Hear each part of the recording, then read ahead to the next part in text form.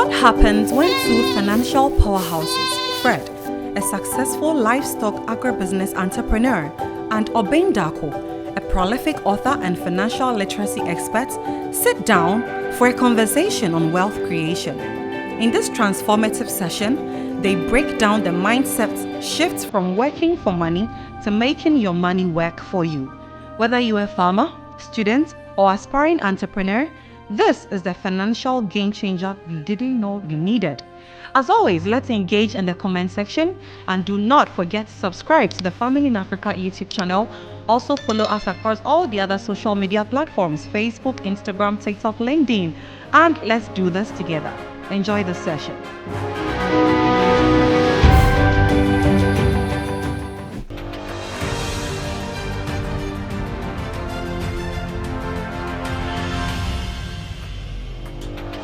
Mr. Obeng Darko, this particular session, because you're also the managing director for Obeng Darko Investments, I am right? How did you know that? Oh, you...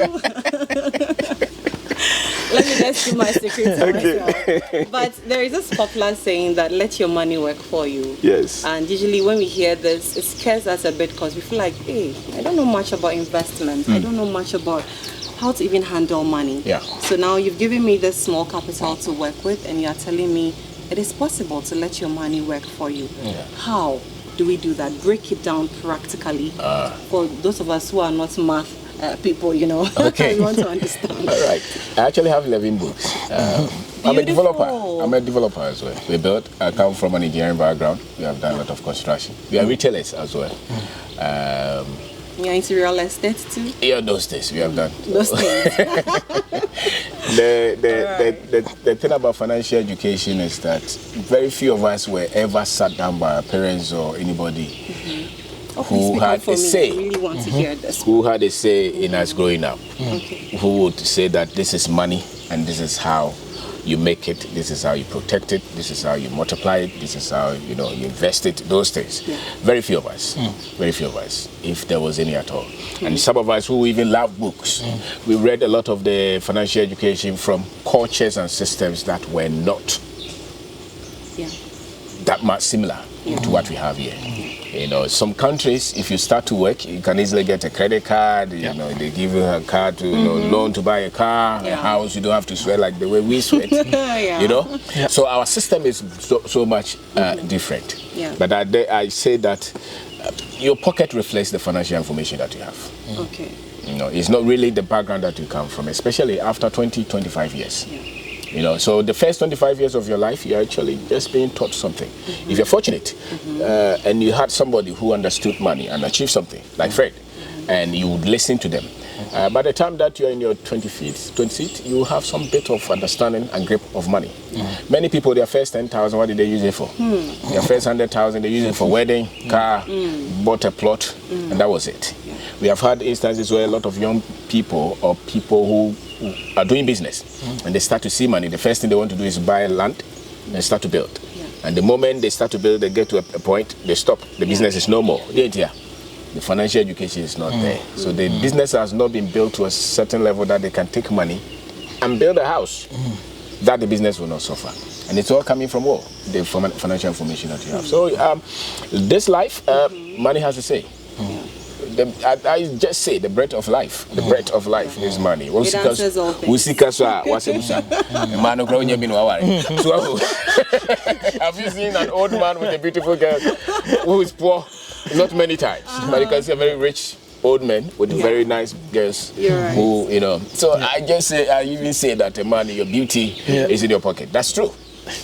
What makes a man nice is what? Is your pocket. So you can be six-pack, whatever. If you don't have money, to most women, because it takes money to have that phone, to wear that jeans, to even eat. Maintenance. That's right, and that's how the world operates. And so, but you can't create it until you have some basic knowledge on money. And so your financial knowledge is key. Is key. Being able to pick money, hold the money, knowing where to put money is key. If you understand money, even zero, you can start with zero, and they come 5 years, you have built a significant business out of it. In this life, if you want to become financially free or wealthy, you can't depend on salary. No. You have to have something that you also build. And there's nowhere that we are blessed more than our country, where you can have access to land. Young man, you have come out of university. What is wrong if you want to start a cassava farm?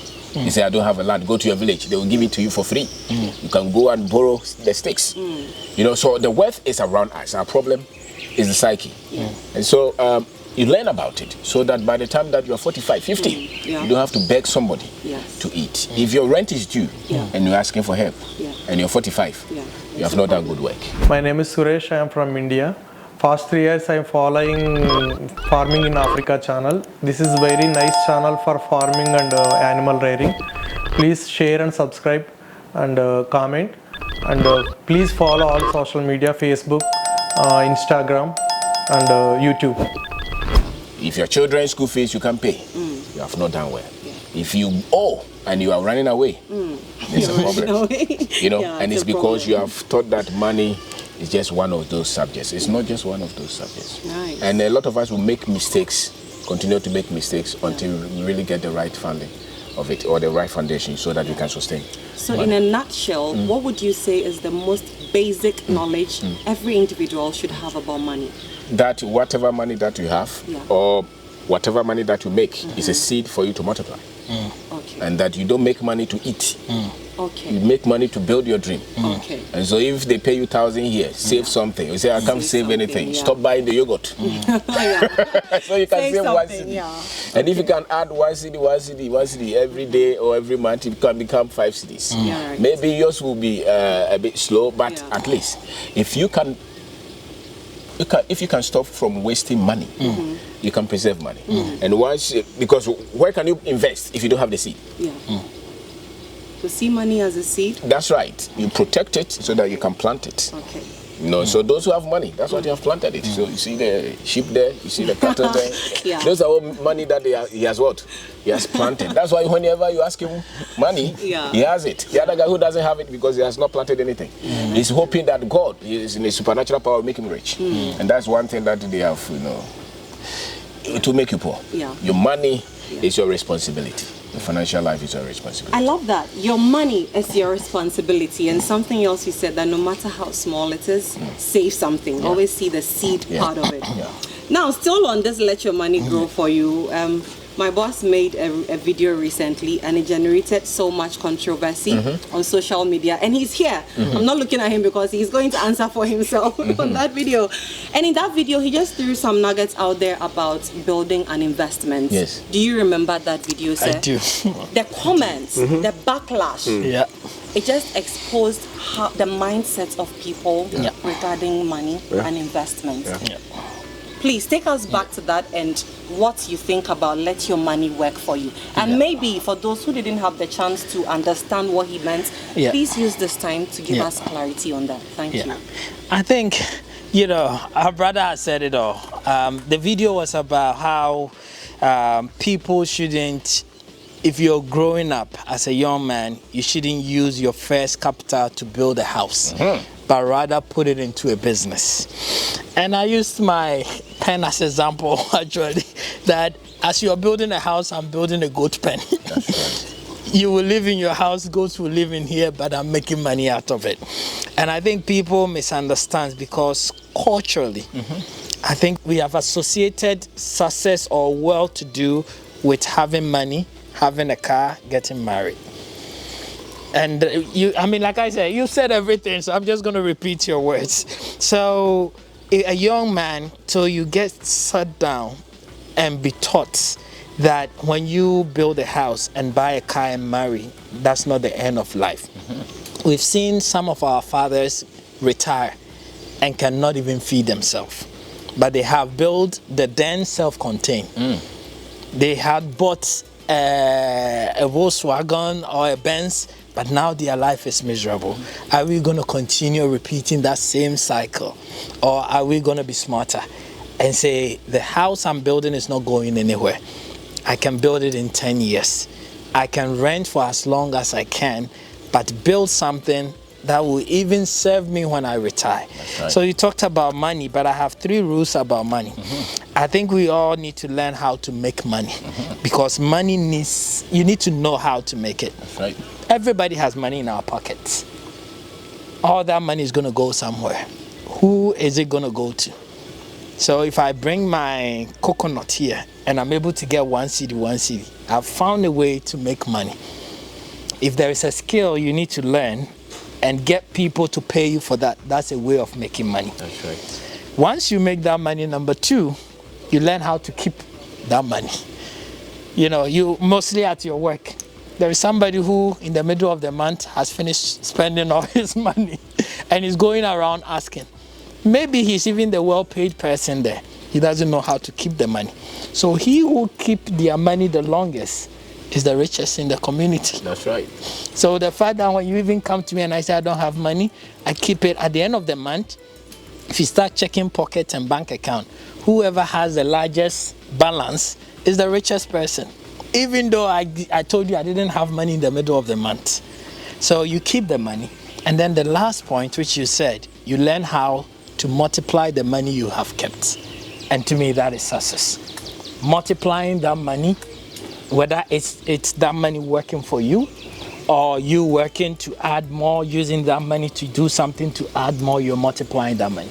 And if you start from 1, next week you go to 2, 3, you give yourself a couple of years, you're gone. If you're a teacher, I had a teacher come up to me, say, how do I become successful? I said, do you do extra classes aside salary? He says, yes. And I said, how many? He says, 1. I said, okay, 1 is not enough. You close from 2, you have 2 to 8 before you sleep. If you're doing 1 hour, you can do about 10 classes.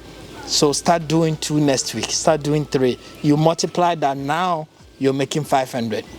Add more time, cut down Netflix, cut down Hangout, cut down this. You add more to it, now you're increasing your revenue. You're multiplying your money. You know, so I think it goes back to it. There's nothing new I can say, but you have to multiply the money you get. You have to multiply the money. As a matter of fact, you guys, you have no idea how privileged we all are today, because this is knowledge people actually pay to receive.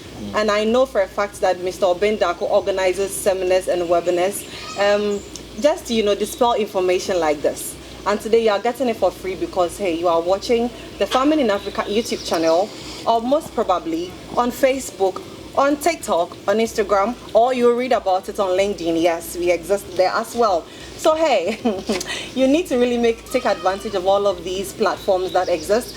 And if by now you haven't subscribed to any of these channels I have mentioned, I don't know what to say to you at this point, because you're not paying Mr. Obendako right now to get everything I have been able to get out of him. You're getting it for free. So hey, do yourself a favor and subscribe to the Farming in Africa YouTube channel on Facebook, Instagram, TikTok, and on LinkedIn as well. I'll let Mr. Obendako, as we go on, talk more about his platforms he's also using to help the world get all of this knowledge. As many people as possible need it, okay? As always, if you have any questions, any comments, please let's engage under the comment section and let's do this together. You know we love you.